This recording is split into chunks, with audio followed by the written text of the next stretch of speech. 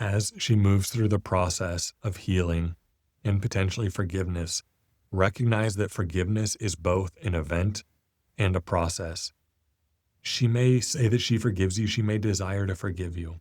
But just like if you personally have experienced physical abuse and offered forgiveness to that person, that doesn't mean that anytime that there's a triggering effect, whether that's you see the means by which you are abused or you see the person, like there's going to be triggers that need to be worked through. And the way you work through them is not through guilting the person. It's through digging deeper from a place of love and compassion. This is not communicative of a lack of forgiveness. It's the nature of what betrayal does to a person. And that's part of your opportunity to love her as Christ loves the church, is to keep digging in her mind, in her heart, seeking better understanding and allowing her to experience better understanding. Yes, that means you will likely have the same conversation multiple times. And that's part of it. God has called you to passionately and lovingly pursue his daughter.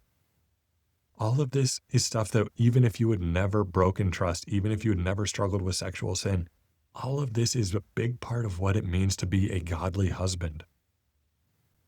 I also want to encourage you not to keep score of her healing. When we've betrayed our wives, we don't get to control how long it takes for them to heal. There are a number of factors that go into it, including how long were they betrayed? How deeply were they betrayed? What kind of triggering events happened around it? How did they find out, for example? There's a number of things that factor into it. And any attempt that you make to try to expedite the process or to convey that you're frustrated with her because she's not healing fast enough is only going to work against you. I also want to encourage you that when she needs to go back to previous conversations, when she feels triggered by something that you thought you had already helped her process through, I want to share with you that that is part of the process. It's hard. It can be super frustrating, but it is growing us in the patience and the love and empathy that God wants us to learn. When we withdraw or communicate frustration, it communicates that you're not taking the hurt that you have caused seriously, and it causes meaningful damage. If there is one hack in order to expedite her healing journey, it's going to come down to you continuing to show up without contingency.